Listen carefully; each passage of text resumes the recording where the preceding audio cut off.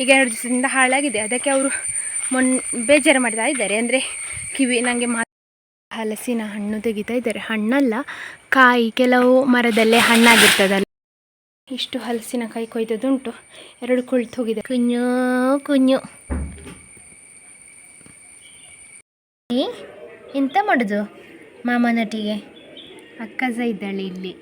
ಕಜ್ಜು ಇಲ್ಲಿದ್ದಾನೆ. Yashoda aunty ನನಗೆ ಕಮೆಂಟಲ್ಲಿ ಕೇಳ್ತಾ ಇರ್ತಾರೆ, ಕಜ್ಜು ದಿಲಿಕ್ಕೆ ಬಂದಿದ್ದಾರೆ, ದೋಷಲಿಕ್ಕೆ ಬಂದಿದ್ದಾರೆ ಅಂತ ಎಲ್ಲಿ ಸಹ ಹೇಳಲಿಲ್ಲ. ಅವರ ಬಗ್ಗೆ ಇನ್ಸಲ್ಟ್ ಕೂಡ ಮಾಡಲಿಲ್ಲ. ನನಗೆ ಆದ ಫಸ್ಟ್ ಎಕ್ಸ್ಪೀರಿಯೆನ್ಸ್ ಹೀಗೆ.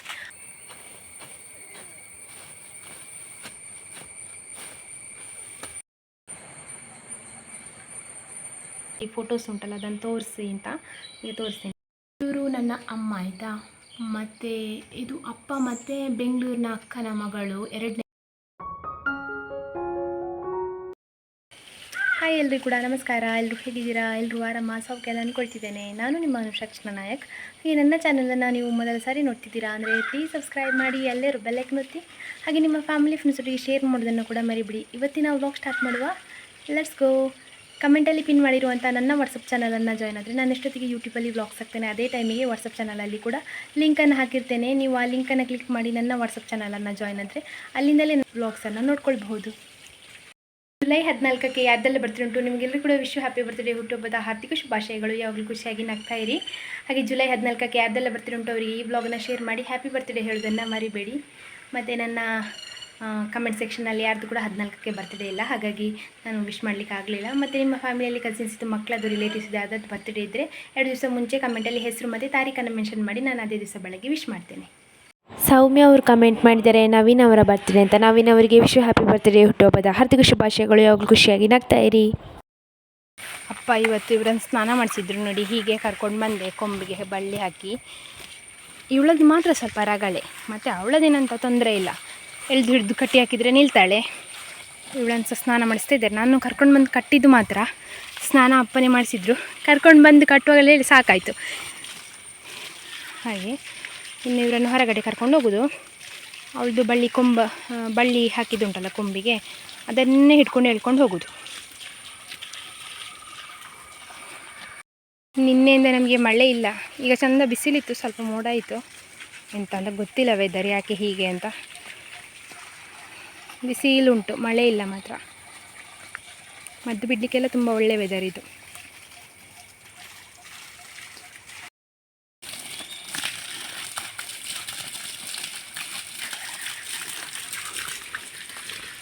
ಏನು ಮಾಡ್ತೀ ಗೌರಿಗೆ? ಅವಳು ಉಂಟಲ್ಲ ಇಲ್ಲಿಂದ ಸಹ ಮೇಯ್ಯೋದು. ಸಿಗುವ ಟೈಮು ಪ್ರೀಷಿಯಸ್ ಅವಳಿಗೆ. ಅಂದರೆ ಹಾಳು ಮಾಡಬಾರ್ದು, ಸಮಯ ಹಾಳು ಮಾಡಬಾರ್ದು, ಮೇಯ್ತಾ ಇರಬೇಕು. ಹುಲ್ಲು ಇಲ್ಲಾದರೂ ತೊಂದರೆ ಇಲ್ಲ. ಗೌರಿ, ಮುದ್ದು ಗೌರಿ. ಒಮ್ಮೊಮ್ಮೆ ಕೊಂಡಟ ಆಗ್ತದೆ ಆಯಿತಾ ನನಗೆ. ಇವರಂದರೆ ಪ್ರೀತಿ. ಅವ್ರು ಓಡ್ತಾರಲ್ಲ ಆಗ ನಂಗೆ ಕಷ್ಟ ಆಗ್ತದೆ, ಆಗ ಕೋಪ ಬರ್ತದೆ ನನಗೆ. ಅಪ್ಪ ಹೇಳೋದು ದನಗಳಿಗೆ ಈಗ 9 ತಿಂಗಳಲ್ಲ, ಇನ್ನು ಮುಂಚೆ ಹೇಳ್ತಿದ್ರು 9 ತಿಂಗಳೆಲ್ಲ ಆದಮೇಲೆ ಅವರು ಓಡೋದಿಲ್ಲ, ನಾವು ಹೇಳಿದಲ್ಲಿ ಬರ್ತಾರೆ ಅಂತ. ಇದು 9 ತಿಂಗಳಲ್ಲಿ ಜಾಸ್ತಿ ಆಗಿದೆ ಇವ್ರದ್ದು ಓಡಾಟ.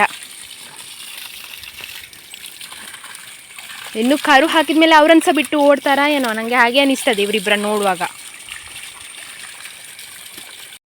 ಅವಳನ್ನು ಚೆಂದ ಹುಲ್ಲಿರುವಲ್ಲಿ ಕರ್ಕೊಂಡು ಬಂದು ಕಟ್ಟಿದ್ದು. ಒಳ್ಳೆ ಬಿಸಿಲುಂಟು. ಮಧ್ಯಾಹ್ನ 3 ಗಂಟೆ ತನಕ ಮಳೆ ಇಲ್ಲ ಅಂತ ಹೇಳಿದರೆ ಇಲ್ಲೇ ಕಟ್ಟೋದು. ನನಗೆ ಒಂದು ಕಟ್ಟ ಹುಲ್ಲು ತಂದರೆ ಸಾಕಲ್ಲ. ಅಪ್ಪ ಸಹ ಬಂದಿದ್ದರು. ನನ್ನ ಅಪ್ಪ ಒಂದು ಮೆಷಿನ್ ಇಡ್ತಾಯಿದ್ರು ಕಿವಿಗೆ, ನಿಮಗೆ ಗೊತ್ತಿರಬಹುದು. ಅದು ಸೌಂಡ್ ಬರ್ತಾಯಿತ್ತು ನೋಡಿ, ಕುಯ್ ಅಂತ ಹೇಳಿ. ಅದು ಈಗ ಮಿಷಿನ್ ಹಾಳಾಗಿದೆ ಆಯಿತಾ. ಅದು ಹಾಕಿದ್ರಷ್ಟೇ ಅವರಿಗೆ ಕಿವಿ ಕೇಳೋದು, ನಾವು ಮಾತಾಡಿಸೋದೆಲ್ಲ ಕೇಳೋದು. ಈಗ 2 ದಿವಸದಿಂದ ಹಾಳಾಗಿದೆ. ಅದಕ್ಕೆ ಅವರು ಬೇಜಾರು ಮಾಡ್ತಾ ಇದ್ದಾರೆ. ಅಂದರೆ ಕಿವಿ ನನಗೆ ಮಾತಾಡೋದು ಕೇಳೋದಿಲ್ಲ ಅಂತ. ಅಂದರೆ ನಾನೀಗ ಅವ್ರ ಹತ್ರ ಮಾತಾಡಬೇಕಂದ್ರೆ ಗಟ್ಟಿ ಅವರ ಕಿವಿ ಹತ್ರ ಹೋಗಿ ಹೇಳಬೇಕು ವಿಷಯ ಏನಾದರೂ ಇದ್ದರೆ. ಮತ್ತಿಲ್ಲ ಅಂದರೆ ಕೈ ಭಾಷೆಯಲ್ಲೇ ಎಕ್ಸ್ಪ್ಲೈನ್ ಮಾಡಬೇಕು. ಮತ್ತು ಅವರು ಮಹಾಭಾರತ ಎಲ್ಲ ನೋಡ್ತಾರೆ, ಅದರದ್ದು ಎಂತ ಮಾತಾಡ್ತಾರೆ ಅಂತ ಕೇಳೋದಿಲ್ಲಲ್ಲ. ಅದಕ್ಕೆ ಅವರು ನನ್ನ ಹತ್ರ ಆಗಾಗ ಪ್ರಶ್ನೆ ಕೇಳಿದ್ರು, ಎಂತ ಹೇಳ್ತಿದ್ದಾರೆ ಅಂತ. ನಾನು ಅದಕ್ಕೆ ಟಿ ವಿ ನೋಡುವಾಗ ಅವರ ಕಿವಿ ಹತ್ರನೇ ಕೂತು ಅವರಿಗೆ ಎಕ್ಸ್ಪ್ಲೈನ್ ಮಾಡೋದು ಆಯಿತಾ. ಅಂದರೆ ನನ್ನ ಅಪ್ಪನಿಗೆ ಅದರದ್ದೇ ರಿಲೇಟೆಡ್ ಗೌರ್ಮೆಂಟಿಂದ ಸಿಗ್ತದೆ ಆಯಿತಾ. ಅದು ಗೌರ್ಮೆಂಟಿಗೆ ಅಪ್ಲೈ ಮಾಡಬೇಕು, ಆದಮೇಲೆ ಸಿಗ್ತದೆ. ಕಳೆದ ವರ್ಷ ಅಲ್ಲ, ಅದರ ಮುಂಚಿನ ವರ್ಷ ಅಪ್ಲೈ ಮಾಡಿದಾಗೆ ಮಿಷಿನ್ ಸಿಕ್ಕಿತ್ತು. ಅದು ಒಳ್ಳೇದು ಬಂದಿತ್ತು. ಈಗ ಸಡನ್ ಮಳೆಗೇನೋ ಒದ್ದೆಗೇನೋ ಹಾಳಾಯಿತು. ಮತ್ತು ವರ್ಷ ಕೂಡ ಆಯಿತಲ್ಲ. ಹಾಗೆ ನಿಮಗೆ ಸಹ ಯಾರಾದರೂ ಮನೇಲಿ ಈ ಥರ ಅಂದರೆ ವಿಕಲಚೇತನರು ಅಂತ ಹೇಳಿ ನನ್ನ ಅಪ್ಪನಿಗೆ ಒಂದು ಚೇರ್ ಕೂಡ ಸಿಕ್ಕಿತ್ತು ನೋಡಿ ಗೌರ್ಮೆಂಟ್ ಕಡೆಯಿಂದ. ವಿಕಲಚೇತನರು ಅಂದರೆ ನನ್ನ ಅಪ್ಪ ನೋಡಲಿಕ್ಕೆ ಹೆಲ್ದಿದ್ದಾರೆ, ಅವರಿಗೆ ಕಿವಿಗೆ ಹೇಳೋದಿಲ್ಲ ಅಲ್ಲ, ಹಾಗಾಗಿ ಅದು ಅಂಗವಿಕಲ ಅದಕ್ಕೆ ಹೋಗ್ತದೆ. ಹಾಗೆಂತೇಳಿ ಅವರಿಗೆ ಅಂತೇಳಿ ಗೌರ್ಮೆಂಟಿಂದ ಪಾಸ್ ಕೂಡ ಉಂಟು, ಫ್ರೀ ಪಾಸ್. ಅದು 100 ಕಿಲೋಮೀಟ್ರ್ ತನಕ ಅವರು ಎಲ್ಲಿ ಸಹ ಹೋಗ್ಬೋದು ಅದು. ಮತ್ತು ನಿಮ್ಮಲ್ಲಿ ಸಹ ಯಾರಾದರೂ ಇದ್ದರೆ ಅಂದರೆ ಕಣ್ಣಿನ ಸಮಸ್ಯೆ ಇರೋರು, ಕಿವಿದು ಅಥವಾ ಕಾಲಿದು ಕೈದು ಹೀಗೆ ಅಂದರೆ ವಿಕಲಚೇತನರು ಯಾರಾದರೂ ಇದ್ದರೆ ನೀವು ಹೋಗಿ ಪಂಚಾಯಿತಿಯಲ್ಲಿ ಹೋಗಿ ಕೇಳಬೇಕು, ಗ್ರಾಮ ಪಂಚಾಯಿತಿಯಲ್ಲಿ. ಅಲ್ಲಿ ಒಂದು ವಿಕಲಚೇತನರದ್ದು ಅಂತ ಹೇಳಿಯೇ ಒಂದು ಡಿಪಾರ್ಟ್ಮೆಂಟ್ ಉಂಟು. ಅವರು ನಿಮಗೆ ಯಾವುದೆಲ್ಲ ಫೆಸಿಲಿಟಿ ಸಿಗ್ತದೆ, ಪೆನ್ಷನ್ ಆಗಿರ್ಬೋದು, ಗೌರ್ಮೆಂಟಿಂದ ಸಿಗುವಂಥದ್ದು ವೀಲ್ ಚೇರ್ ಇರ್ಬೋದು ಅಥವಾ ಸ್ಕೂಟರ್ ಇರ್ಬೋದು, ಇದಕ್ಕೆಲ್ಲ ಅವರು ಅಪ್ಲೈ ಮಾಡ್ತಾರೆ. ಅಲ್ಲಿ ಹೋಗಿ ವಿಚಾರಿಸಿದರೆ ಆಯಿತು. ಹಾಗೆ ಯಾರಿಗಾದರೂ ಗೊತ್ತಿಲ್ಲ ಅಂತ ಹೇಳಿದರೆ ನಾನು ನಿಮಗೆ ಹೇಳಿದ್ದು, ನೀವು ಗ್ರಾಮ ಪಂಚಾಯಿತಿಯಲ್ಲಿ ವಿಚಾರಿಸಿ ನೋಡಿ ಯಾವುದಾದ್ರೂ ಫೆಸಿಲಿಟಿ ಸಿಗ್ತದಾ ಅಂತ ಹೇಳಿ. ಹಾಗೆ ನನ್ನ ಅಪ್ಪನಿಗೆ ಮೆಷಿನ್ ಸಿಗ್ತದೆ ಮತ್ತು ಪೆನ್ಷನ್ ಬರ್ತದೆ ಅದರ ರಿಲೇಟೆಡ್ ಆಗಿ. ಹಾಗೆ ಮೊನ್ನೆ ಕಮೆಂಟಲ್ಲಿ ಇತ್ತು, ನಾನು ಬೆಳಗ್ಗೆ ಇಲ್ಲಿ ಫ್ರಂಟಿಂದ ವ್ಲಾಗ್ ಸ್ಟಾರ್ಟ್ ಮಾಡ್ತೇನಲ್ಲ, ನನ್ನ ಬ್ಯಾಕ್ಗ್ರೌಂಡಲ್ಲಿ ಫೋಟೋಸ್ ಉಂಟಲ್ಲ ಅದನ್ನು ತೋರಿಸಿ ಅಂತ. ಈಗ ತೋರಿಸ್ತೇನೆ ಇಲ್ಲಿ. ಇವರು ನನ್ನ ಅಮ್ಮ ಆಯಿತಾ, ಮತ್ತು ಇದು ಅಪ್ಪ ಮತ್ತು ಬೆಂಗಳೂರಿನ ಅಕ್ಕನ ಮಗಳು, 2ನೇ ಮಗಳು ಸಂಹಿತಾ. ಅದು ಲಾಕ್ಡೌನ್ ಟೈಮಲ್ಲಿ ತೆಗೆದ ಫೋಟೋ ಫೋನಲ್ಲಿ, ಅದನ್ನು ನಾನು ಫ್ರೇಮ್ ಮಾಡಿಸಿದ್ದು. ಇದು ದೊಡ್ಡಕ್ಕ ಮತ್ತು ಭಾವ ಅಕ್ಕನ ಮದುವೆ ಟೈಮಲ್ಲಿ ತಗೊಂಡ ಫೋಟೋ ಇದು. ಆಮೇಲೆ ಇದು ಸ್ವಲ್ಪ ಹಾಳಾಯ್ತಾಯ್ತಾ, ಎಲ್ಲಿ ಪೇಂಟಿಂಗ್ ಮಾಡುವಾಗೆಲ್ಲ ಅದನ್ನು ತೆಗೆದಿಟ್ಟು ಹಾಳಾಯ್ತು. ಅಚ್ಚಕ್ಕ ಮತ್ತು ಭಾವ 2ನೇ ಅಕ್ಕ, ಬೆಂಗಳೂರಿನ ಅಕ್ಕ ಮತ್ತು ಭಾವ ಅವರೆರಡು ಮಕ್ಕಳು. ಮತ್ತು ಇದು ಪುಚ್ಚಕ್ಕನ ಮದುವೆಯಲ್ಲಿ ತಗೊಂಡ ಫ್ಯಾಮಿಲಿ ಫೋಟೋ. ಇದರಲ್ಲಿ ಸಾಧಾರಣ ಎಲ್ಲ ಇದ್ದಾರೆ, ಚಿಕ್ಕಪ್ಪ ಚಿಕ್ಕಮ್ಮ, ಅಕ್ಕ, ಅಚ್ಚು, ನಾನು, ಸುದೇಶಣ್ಣ ಎಲ್ಲರೂ ಇದ್ದಾರೆ. ಆಮೇಲೆ ಇದು ನಾವು 5 ಜನ ಮಕ್ಕಳು, ನಮ್ಮದು 5 ಜನರದ್ದು ಫೋಟೋ. 1 2 3 4 5 ಹೀಗೆ ತಗೊಂಡದ್ದು. ಇದು ನನಗೆ ಗಣಿಯವರು ನೋಡಲಿಕ್ಕೆ ಬಂದಿದ್ರಲ್ಲ, ಆ ಟೈಮಲ್ಲಿ ಫೋಟೋಗ್ರಾಫರ್ ಬಂದಿದ್ದರು, ಆಗ ತಗೊಂಡದ್ದು ನಮ್ಮ 5 ಜನರದ್ದು ಮೆಮೊರೀಸ್ಗೆ ಬೇಕು ಅಂತ ಹೇಳಿ. ನನಗೊಂದು ಹೀಗೆ ಫ್ರೇಮ್ ಮಾಡಿಸ್ಬೇಕು ಅಂತ ಆಸೆ ಇತ್ತು, ಹಾಗೆ ಇದೊಂದು ಫ್ರೇಮ್, ಲಾಂಗ್ ಫ್ರೇಮ್ ಮಾಡಿಸಿದ್ದು. ಮತ್ತು ಇದು ನನ್ನ ಮದುವೆದು ಫೋಟೋ. ಇಷ್ಟೇನು ಸಹ ಕೆಲವು ಫ್ರೇಮ್ ಮಾಡಿಸ್ಲಿಕ್ಕೆ ಉಂಟು. ಇಲ್ಲಿ ಪೂರ್ತಿ ಫ್ರೇಮ್ ಹಾಕಿಸ್ಬೇಕು ಅಂತ ಇದ್ದೇನೆ ನಾನು, ನೋಡುವ ಹೇಗಾಗ್ತದೆ ಅಂತ ಫ್ಯೂಚರಲ್ಲಿ. ಹಲಸಿನ ಹಣ್ಣು ತೆಗಿತಾ ಇದ್ದಾರೆ, ಹಣ್ಣಲ್ಲ ಕಾಯಿ, ಕೆಲವು ಮರದಲ್ಲೇ ಹಣ್ಣಾಗಿರ್ತದಲ್ಲ. ನೋಡಿ ಇದು ಅಪ್ಪಚ್ಚಿ ಆಯಿತು, ಹಣ್ಣಾಗಿ ಕೊಳ್ತಿದೆ. ನಾನು ಕೊಯ್ತಾ ಇದ್ದಾರೆ ನೋಡಿ. ಇಲ್ಲಿ ಹತ್ತಿ ಏಣಿಯಲ್ಲಿ ಹತ್ತಿ ಅಲ್ಲಿ ಕೂತ್ಕೊಳ್ಳೋದಾಯ್ತಾ. ಅದೊಂದು ಅವರ ಹತ್ರ ಇರ್ತದೆ, ಈ ಮದ್ದು ಬಿಡುವಾಗೆಲ್ಲ ಅವರು ಉಪಯೋಗ ಮಾಡ್ತಿದ್ದದ್ದು. ಅದಕ್ಕೆ ಮಣೆ ಅಂತ ಹೇಳೋದು, ದಲೆ ಮಣೆ ಅಂತ ಹೇಳೋದು. ಅದರಲ್ಲಿ ಕೂತ್ಕೊಂಡು ಆಮೇಲೆ ತೆಗೆದು, ಹಾಗಾಗಿ ಅವರಿಗೆ ಬಚ್ಚೋದಿಲ್ಲ, ಕೊಕ್ಕೆನ ಬ್ಯಾಲೆನ್ಸ್ ಮಾಡಬೇಕಲ್ಲ. ಹಾಗೆ ಈಗ ಕೊಯ್ತಾ ಇದ್ದಾರೆ ನೋಡಿ, ದೊಡ್ಡ ದೊಡ್ಡದು ಹಲಸಿನ ಹಣ್ಣಿದು. ಇಷ್ಟು ಹಲಸಿನಕಾಯಿ ಕೊಯ್ದದ್ದುಂಟು, 2 ಕೊಳ್ತು ಹೋಗಿದೆ, ಅದನ್ನು ತರಲಿಲ್ಲ, ಇನ್ನೊಂದು ತರಲಿಕ್ಕೆ ಉಂಟು.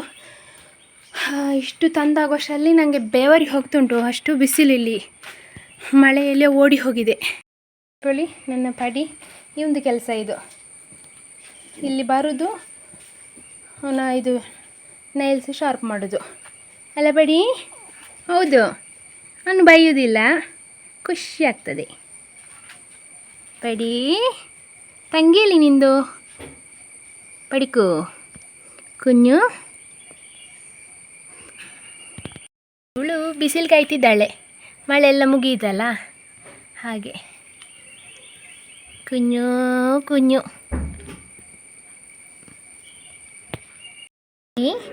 ಎಂತ ಮಾಡೋದು ಮಾಮನೊಟ್ಟಿಗೆ.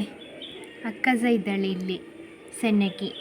ಇವರಿದ್ದಾರಲ್ಲ, ಇವನನ್ನು ಕನ್ನವಿ ಅಂತ ಕರೆಯುವುದು, ಇವಳನ್ನು ಸಣ್ಣಕ್ಕಿ ಅಂತ ಕರೆಯುವುದು. ದೀಪಿ ಮತ್ತು ಪಡಿ ಉಂಟಲ್ಲ, ಅದು ಹೆಸರೇ ಗೊತ್ತಿಲ್ಲ, ನಾನು ಸಹ ಹಾಗೆ ಕರೆಯೋದು. ಸಣ್ಣವಿ ಅಂತ ಕರಿತೇನೆ ನಾನು, ಅಂದರೆ ಪ್ರೀತಿ ಬರುವಾಗ ಒಂದೊಂದು ಹೆಸರು ಕರೆಯೋದು. ಇದೇ ಹೆಸರು ಅಂತಿಲ್ಲ, ನಮ್ಮ ಕಜ್ಜೊಗೆ ಇರುವ ಹಾಗೆ. ಇವ ನೋಡಿ ಇಲ್ಲೇ ಮುದ್ದುಡಿ ಮಲಗುದು. ಪಡಿ ಬೆಕ್ಕುಗಳು ಸಹ ಚೆಂದ ರೆಸ್ಪಾನ್ಸ್ ಮಾಡ್ತವೆ, ಆದರೆ ಮನುಷ್ಯರಿಗೆ ಮಾತ್ರ ಅದರದ್ದು ಬೆಲೆ ಗೊತ್ತಿಲ್ಲ, ರೋಡಲ್ಲೆಲ್ಲ ಹೋಗಿ ಬಿಡ್ತಾರೆ ಪಾಪ. ಇಷ್ಟು ಊಟ ಹಾಕಲಿಕ್ಕೆ ಇರೋದು ಅವರಿಗೆ, ಅದು ಸಹ ಹಾಕಲಿಕ್ಕೆ ಕಷ್ಟ ಆಗ್ತದೆ. ಕಜ್ಜು ಇಲ್ಲಿದ್ದಾನೆ.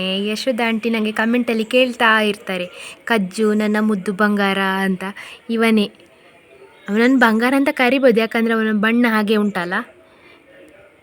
ಕಜ್ಜು ಕೇಳ್ತಾರೆ ನಿನ್ನನ್ನು, ಮಾತಾಡೋದಿಲ್ಲ ನೀನು ಕಜ್ಜು.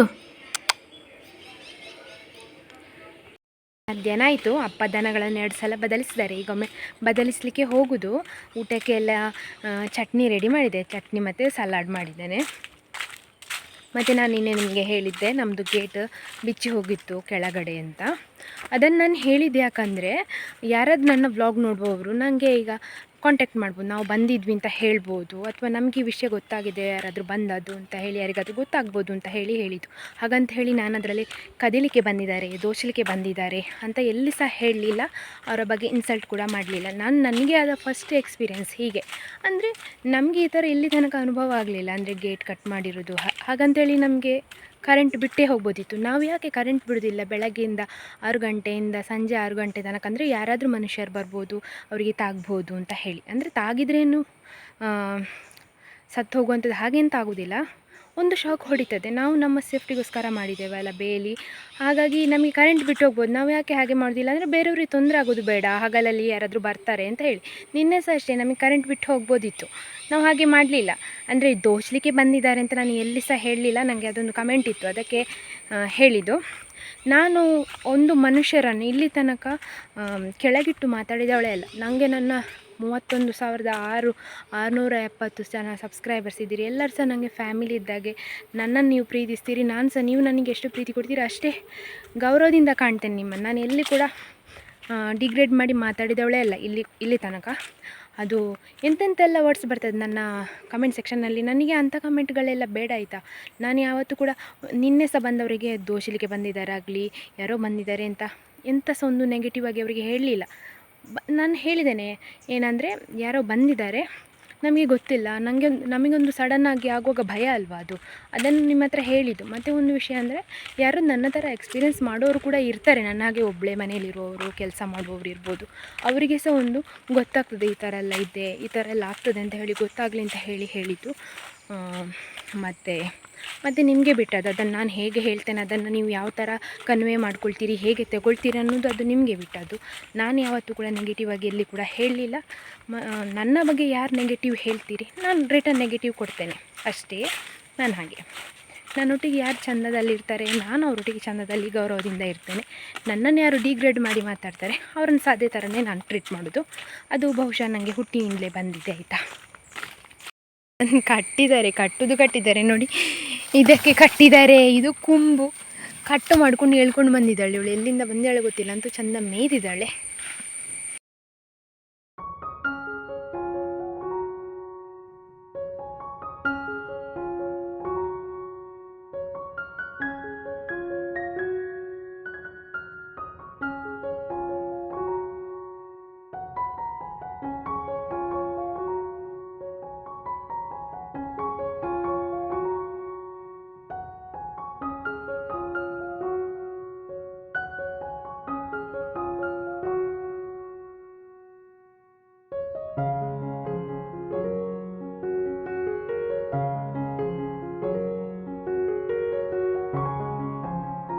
ಹುಲ್ಲು ಹಿರಿಯುವ ಅಂತ ಬಂದದ್ದು. ಮತ್ತೆ ನೋಡಿದ್ರೆ ಅಪ್ಪ ಹೇಳಿದರು ಬೇಲಿಯ ಬದಿಗೆ ಹಿರಿಬೇಕು ಅಂತ. ಅದಕ್ಕೆ ಇಲ್ಲಿಂದ ಅಲ್ಲಿ ತನಕ ಬೇಲಿದು ಬದಿ ಕ್ಲೀನ್ ಮಾಡಿದೆ.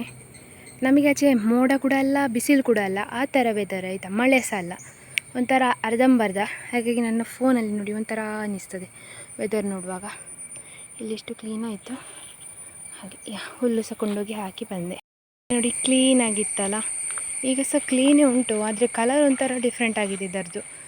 ಒಂಥರ ಕಂದು ಬಣ್ಣಕ್ಕೆ ಆಗಿದೆ. ಅಂದರೆ ಅದರೊಳಗೆ ಹುಲ್ಲೆಲ್ಲ ಉಂಟಲ್ಲ ಅದೆಲ್ಲ ಸತ್ತಿದೆ, ಹಾಗಾಗಿ ಈ ಕಲರ್ ಆಗಿದೆ ಅಂತ ನನ್ನ ಪ್ರಕಾರ. ನನಗೆ ಸರಿ ಗೊತ್ತಿಲ್ಲ ಆ ಚೆಡಿ ನೋಡಿ ಹೇಗೆ ಉಂಟು ಅಂತ.